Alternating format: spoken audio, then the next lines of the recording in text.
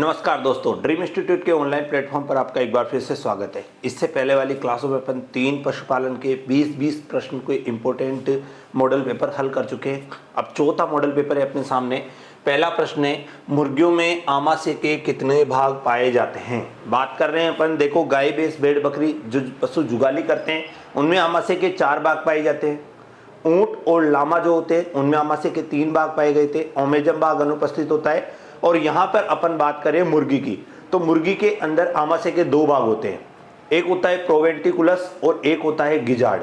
प्रोवेंटिकुलस जो होता है वो ग्रंथिल भाग होता है, उसको ही वास्तविक आमाशय कहा जाता है। और जो गिजार्ड वाला जो भाग होता है वो मांसपेशीय भाग होता है और वो मुर्गी के शरीर का सबसे बड़ा भाग होता है।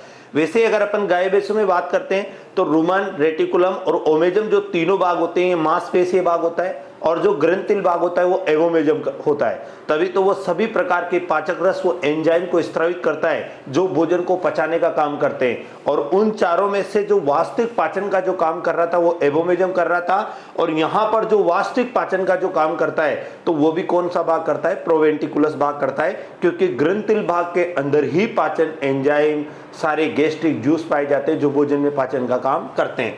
तो यहाँ पे प्रश्न था मुर्गी में आमाशय के कितने भाग पाए जाते हैं, तो मुर्गी में आमाशय के 2 भाग पाए जाते हैं। गाय तथा भैंस में होने वाले गलघोटू रोग के लिए कौन सा जीवाणु उत्तरदायी है। गाय व भैंस के लिए, जो गाय भैंस के अंदर जो गलघोटू रोग हो रहा था उसके लिए उत्तरदायी कौन सा जीवाणु है, यानी पास्चुरेला है, माइक्रोबैक्टीरियम है, बेसिलस है या एक्टिनोबैसिलस है। तो इसके अंदर पास्चुरेला हो जाएगा, क्योंकि पास्चुरेला माल्टोसिडा एक मुख्य जीवाणु होता है जिसके द्वारा गलघोटू रोग होता है। गलघोटू रोग जो जीवाणु जनित बीमारी है। अगर गाय में आपसे पूछा जाता है तो पास्चुरेला बोविसेप्टिका, भैंस में आपसे पूछा जाता है तो पास्चुरेला बुएली सेप्टिका होता है। तो ये चीज आपको याद रखनी है कि गाय भैंस में होने वाले गलघोटू रोग के लिए कौन सा जीवाणु उत्तरदायी, तो पास्चुरेला उत्तरदायी है। अगला देखिए, बकरी की द्विप्रयोजनी नस्ल कौन सी है, तो बकरी की जमुनापारी जो नस्ल होती है, इटावा, मथुरा उत्तर प्रदेश के अंदर इटावा वाले क्षेत्र में वहां पे मिलती है। राजस्थान में अलवर, भरतपुर में डेयरी बकरी भी इसको कहा जाता है। ग्रामीण बकरी बकरियों की सबसे बड़ी है, सबसे लंबी है, सबसे भारी है, द्विप्रयोजनी है। भारतीय बकरियों में सर्वाधिक जो दूध उत्पादन करती है वो यही है। घड़ी के पेंडुलम जैसे कान होते हैं, तोते जैसा इसका मुंह होता है, शरीर की पिछली वाली जो इसकी टांगे होती है वहां लंबे लंबे बाल होते हैं। तो ये, और इसके देखो जमुनापारी और न्यूबियन एक था जिसका संकरण भी करवाया गया था। तो एंग्लो न्यूबियन जो नस्ल पैदा हुई थी तो वो भी आपको याद रखनी है। तो जमुनापारी इसके अंदर हो जाएगा। अगला देखिए, बहुत इंपॉर्टेंट प्रश्न है, सिर्फ आपको मिलान करना आना चाहिए। तो अपन मिलान वाले प्रश्नों को थोड़ा ध्यान से देखते हैं, क्योंकि कभी कभी एग्जाम में पूछ लेते हैं, पुराने एग्जामों के ही प्रश्न है, तो थोड़ा सा आपको इसके अंदर ध्यान रखना है। तो देखिए, सबसे पहला अपन गलघोटू के लिए करेंगे। तो गलघोटू के लिए देखो, गलघोटू के अंदर इनमें से कौन सा मैच है, तो पशु में घर घर की आवाज आती है, यानी पहले के अंदर डी मैच है। एंथ्रेक्स में प्राकृतिक छिद्रों से रक्त आता है, यानी 2 के अंदर ए मैच है। लंगड़ा बुखार, तो लंगड़ा बुखार के अंदर इनमें से पुट्ठे वाले भाग पर सूजन आ जाता है, यानी तीसरे के अंदर है बी राइट है। चौथा आ जाइए, खुरपक्का मुंह पक्का।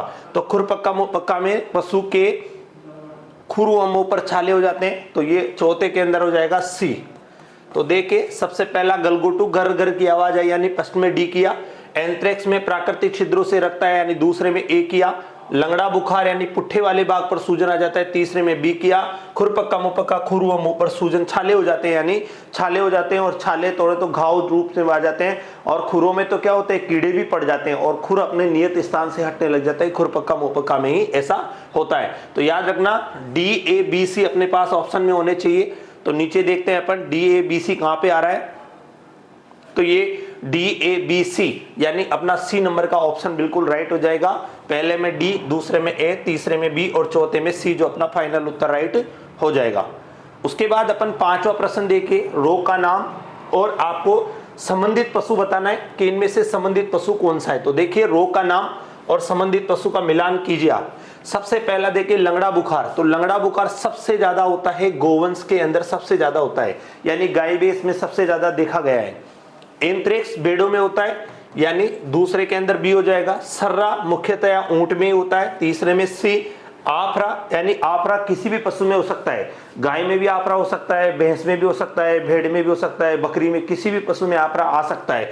क्योंकि आफरा कोई ऐसा कोई डिफिकल्ट कोई बीमारी है नहीं कि भाई आफरा कोई ऐसी कोई बड़ी बीमारी हो कि पर्टिकुलर उसमें जानवर को आप सड़ा गला चारा खिलाओगे या फिर उसको प्रोटीन से कार्बोहाइड्रेट्स अधिक खिला दोगे तो आफरा किसी भी कंडीशन में आ सकता है। ठीक है, तो चौथे के अंदर हो जाएगा डी। तो ए बी सी डी किसके अंदर ऑप्शन में आ रहा है वो देख लो।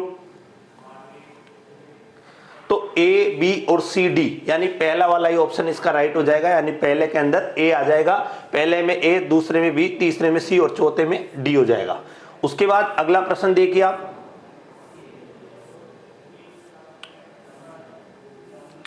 मिलान वाले ज्यादा प्रश्न इस बार मैंने जोड़ने की कोशिश करी है ताकि पुराने एग्जामों के सारे प्रश्न आपको एक साथ हल हो जाए। तो देखिए इसके अंदर ये अपना प्रश्न था, इसमें क्या उत्तर आएगा वो आपको देखना है। देखिए सबसे पहला पशु का नाम है, रंग बदाउरी, जेट ब्लैक कलर है, ऑलिस्टन पिजन के सामने तांबा समान है, राठी के सामने शरीर का पूरा रंग सफेद है, शरीर का पूरा रंग सफेद, शरीर का पूरा रंग सफेद है, और मुर्रा के सामने शरीर का पूरा रंग काला, वो काले रंग के बड़े बड़े धब्बे होते हैं। तो आपको ये रंग से संबंधित जो मिलान वाला था प्रश्न था उसमें देखिए सबसे पहला आ रहा है अपने पास बदाउरी। अब देखो बदाउरी में यहाँ तांबे के समान रंग आ जाएगा, यानी पहले के अंदर राइट हो जाएगा बी। दूसरे में आ जाइए, हॉलिस्टन पिजन का पूरा रंग सफेद होता है तथा काले रंग के बड़े बड़े धब्बे होते हैं, यानी दूसरे के अंदर ऑप्शन हो जाएगा डी। तीसरा प्रश्न देखिए, राठी, राठी के आगे इनमें से मैच खा रहा है, शरीर का पूरा रंग सफेद होता है तथा लाल रंग के छोटे छोटे धब्बे होते हैं, यानी सी वाला ऑप्शन राइट हो जाएगा। तो तीसरे के अंदर सी। और चौथा बचा अपना मुर्रा, मुर्रा में होता है जेट ब्लैक यानी गहरा काला जो रंग होता है वो, तो यानी कि चौथे के अंदर हो जाएगा ए। तो बी डी सी ए ढूंढना है आपको, बी डी सी ए किसके अंदर ऑप्शन में आ रहा है। तो देखिए यहां पे आपको ये उत्तर दिख जाएंगे, बी डी सी ए, यानी बी वाला ऑप्शन बिल्कुल राइट हो जाएगा, बी डी सी ए यानी बी वाला ऑप्शन बिल्कुल राइट। अगला देखिए, अगला फिर मैंने मिलान वाला प्रश्न यहाँ पे दिया है, रोग का नाम है, एक साइड पे उपनाम है। अब आप देखिए कि रोग का नाम और उपनाम आपको ढूंढना है। तो मिल्क फीवर के सामने इनमें से कौन सा मैच खा रहा है, तो पहले के सामने मैच खा रहा है सी वाला, यानी मिल्क फीवर को ठंडा बुखार भी कहा जाता है, हाइपोकैल्सियमिया भी कहा जाता है, पोस्ट पार्चुरेशन पैरालाइसिस भी कहा जाता है, तो दुग्ध बुखार आदि नामों से इसको जाना जाता है। तो ठंडा बुखार, क्योंकि नॉर्मल जो भी पशुओं में सामान्य जितनी भी बीमारियां होती है इसमें पशु शरीर का तापमान बढ़ता है, लेकिन मिल्क फीवर जो बीमारी होती है उसमें पशु शरीर का तापमान सामान्य से कम होता है। तो यानी पहले में सी हो जाएगा। और दूसरे में बात करते हैं लंगड़ा बुखार के अंदर, तो लंगड़ा बुखार को चुरचुरिया के नाम से भी जाना जाता है, क्योंकि देखो इस रोग में पशु के पुट्ठे वाले भाग पर सूजन हो जाता है, जब सूजन पर हाथ लगाते हैं तो चुर चुर की आवाज आती है, इसलिए चुरचुरिया के नाम से भी इसको जाना गया। एंथ्रेक्स को तिल्ली बुखार, इसमें तिल्ली का आकार बढ़ जाता है, यानी तीसरे में ए आ जाएगा। रिंडरपेस्ट में इसको मवेशी प्लेग यानी केटल प्लेग के नाम से जाना जाता है, तो चौथे में आ जाएगा B. C D A B आपको ढूंढना है, तो सी डी ए बी आपको मिल जाएगा, बी वाले ऑप्शन में बिल्कुल राइट हो जाएगा, C D B A, C D A B. तो ये सी डी ए बी आपको मिल चुका है, यानी ये वाला ऑप्शन आपका बिल्कुल राइट हो जाएगा। उसके बाद अगला प्रश्न देखिए 8वें नंबर का अगला प्रश्न है आपके सामने, ये देखिए अगला, पश्मीना ऊन किससे प्राप्त की जाती है। तो देखो पश्मीना, एक आपने मोहेर पढ़ा होगा जो अंगोरा बकरी से प्राप्त की गई थी। अंगोरा जो बकरी की नस्ल थी तुर्की के अंदर पाई गई थी, बालों के लिए पाला जाता है, भेड़ की तरह दिखती थी, तो उसके बालों का आपने मोहेर कहा था। मोहेर किससे प्राप्त होता है, अंगोरा बकरी से। लेकिन विश्व प्रसिद्ध मोहेर किससे प्राप्त होता है, तो खरगोश से, उसकी अंगोरा नस्ल से प्राप्त होता है। तो ये याद रखना है आपको, पश्मीना किससे प्राप्त होता है, तो बकरी से, क्योंकि पश्मीना ऊन का प्रकार है जो कश्मीरी बकरी से प्राप्त होता है। ठीक है ना, ये चीज आपको याद रखनी है, तो इससे बकरी से आ जाएगा। अगला, विदेशी गायों में सर्वाधिक वसा किस पशु के दूध में पाई जाती है, यानी विदेशी जो गाय है इनमें से कौन सी नस्ल है जिसमें सबसे ज्यादा हॉलिस्टन फ्रीजियन है, जिसमें सबसे न्यूनतम होती है 3.45%, और यहाँ पे जर्सी ऑप्शन में आ रहा है, तो जर्सी में लगभग 5.5% पाई जाती है। तो भारतीय गाय में अगर आपसे पूछे तो भारतीय गाय में सर्वाधिक वसा पाई जाती है राठी में, राठी ऑप्शन में नहीं हो तो रेड सिंधी ऑप्शन में होगा। और अगर विदेशी गायों में सर्वाधिक पूछा जाए तो जर्सी 5.5%, लेकिन सबसे न्यूनतम पूछा जाता है दुनिया में तो 3.45% होता है, जो नॉर्मल सबसे ज्यादा कम होता है होलिस्टन फ्रीजियन का। ऊंट की किस नस्ल में नीचे वाला होठ लटका हुआ होता है? जैसलमेरी में, गोमट में। अगला ऑप्शन देखिए, जैसलमेरी, गोमट उधर निकल गया था, बीकानेरी में और मेवाड़ी में। तो नीचे वाला जो होठ लटका हुआ होता है वो मेवाड़ी नस्ल के ऊंटों में लटका हुआ होता है। फिर उसके बाद 11वां प्रश्न देखिए, अविवस्त्र और अविकालीन किस पशु की नस्लें? तो अविवस्त्र और अविकालीन जो नस्लें, ये भीड़ की नस्लें, और ये CSWRI सेंट्रल शिप ऊल रिसर्च इंस्टीट्यूट अविकानगर बालपुरा टोक 1962 से निकाली गई थी। तो ये चीज भी आपको याद रखना है, अविवस्त्र और अविकालीन दोनों में नर कौन था? रेमुलेट यानी मेरिनो ही था। तो ये बेड आ जाएगा। बछड़े के आहार स्वरूप खीस का सबसे प्रमुख कार्य क्या है? तो सबसे प्रमुख जो कार्य है वो रोग प्रतिरोधक क्षमता को सशक्त करना है। जो रोग प्रतिरोधक क्षमता है उसको सशक्त करने का काम है। दुधारू पशुओं से मनुष्यों में फैलने वाली बीमारी कौन सी है? दुधारू जो पशु है उनसे मनुष्य में फैलने वाली बीमारी कौन सी है? तो उसके बारे में आपको देखना है कि कौन सी है। दुधारू पशुओं से मनुष्यों में फैलने वाली बीमारी कौन सी हो जाएगी? तो एंथ्रेक्स हो जाएगी। थारपारकर प्रजाति कहां पाई जाती है? तो थारपारकर प्रजाति इनमें से तो मेवाती में नहीं पाई जाती, हाड़ौती में नहीं पाई जाती, दक्षिण राजस्थान में नहीं पाई जाती, और पाई जाती है वो पश्चिमी राजस्थान में, क्योंकि उसका उत्पत्ति स्थान है पाकिस्तान का सिंध प्रांत, और वो राजस्थान के अंदर पाई जाती है। बाड़मेर के मालानी क्षेत्र, पश्चिमी राजस्थान जैसे जैसलमेर, बाड़मेर के अंदर पाई जाती है, तो पश्चिम राजस्थान हो जाएगा।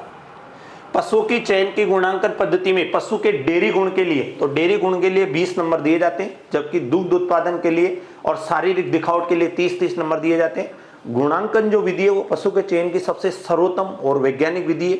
इसमें सबसे ज्यादा जो अंक दिए जाते हैं वो स्तन वाले भाग को दिए जाते हैं। जुगाली के लिए पशु के रुमन से चारे का मुंह में वापस आने की क्रिया क्या कहलाती है? बताइए इसका आंसर।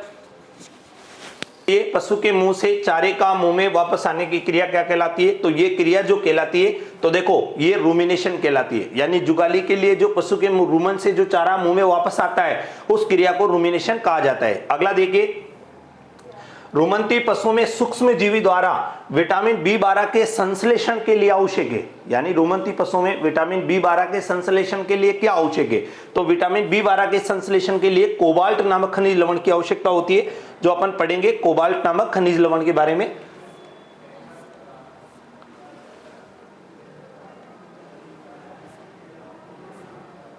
ये रहा अपना कोबाल्ट नामक खनिज लवण है, उसके बारे में अपन पढ़ रहे हैं। आयरन की, कोबाल्ट की, कैल्शियम की और मैग्नीशियम की। तो कोबाल्ट नामक खनिज लवण की अपन को आवश्यकता होती है। और अगर आपसे पूछा जाए कि विटामिन B12 के अंदर कौन सा खनिज लवण पाया जाता है, तो वो भी कौन सा पाया जाता है? कोबाल्ट पाया जाता है। सूखे चारे की गुणवत्ता सुधारी जा सकती है। तो सूखे चारे की जो गुणवत्ता होती है वो यूरिया के उपचार से सुधारी जाती है। यूरिया का 1% छिड़काव किया जाता है चारे की इसके लिए। नॉर्मल यूरिया कोई प्रोटीन नहीं है, मतलब यूरिया कोई भी खनिज लवण, कोई मिनरल मिक्सर नहीं है। यूरिया एक प्रोटीन का स्रोत है।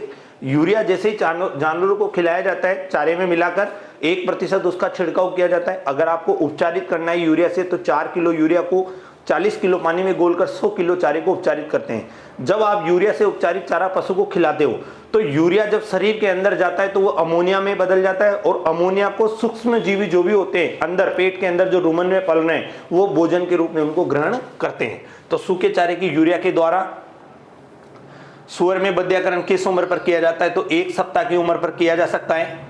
भैंस का अगर आप नर का बेल बना रहे हो, भैंस का जो नर है उसका अगर आप बेल बना रहे हो तो उम्र कितनी रखोगे? गाय का बनाओगे तो 1 वर्ष रखते हैं, और भैंस का बनाते हैं तो 1.5 वर्ष रखते हैं। तो इसके अंदर 1.5 वर्ष राइट हो जाएगा। अगला अपना इस मॉडल पेपर का लास्ट प्रश्न 20वें नंबर का, निम्न में से किस रोग में पशु में टीके नहीं लगाए जाते हैं? तो देखो, लंगड़ा बुखार में टीका लगता है, गलगोटू का भी लगता है, एंथ्रेक्स का भी लगता है, दुग्ध बुखार का कोई टीका नहीं लगता है, क्योंकि ये बीमारी खनिज लवण से होती है, यानी कैल्शियम की कमी से होती है। इसके अंदर कैल्शियम का ही इंजेक्शन लगाया जाता है। कैल्शियम बोरोग्लूकोनेट आता है, उसको शरीर के तापमान पर गर्म करके और जानवर के लगा दिया जाता है। कैल्शियम की जो कमी होती है वो मुख्यतः कई कारणों से हो सकती है। आप आहार में नहीं दे रहे हो, जानवर ज्यादा दूध उत्पादन कर रहा है लेकिन उसके हिसाब से उसको कैल्शियम नहीं मिल पा रहा, तो कई प्रकार के इसके कारण हो सकते थे। तो इस मॉडल पेपर में अपन ने 20 बहुत महत्वपूर्ण प्रश्नों के बारे में बात करी। ये अपना चौथा मॉडल पेपर था। इससे पहले अपन 3 मॉडल पेपर पहले सोल्व कर चुके हैं। ये जितने भी मॉडल पेपर मैं आपको बता रहा हूं, इनके अंदर सारे पुराने एग्जामों में, चाहे वो यूनिवर्सिटी का एग्जाम हो, चाहे एग्रीकल्चर सुपरवाइजर का हो, चाहे AA का हो, कोई सा भी एग्जाम हो, जेट का हो, ICR को, वो सारे प्रश्नों को इन मॉडल पेपरों में जोड़ने की कोशिश करिए।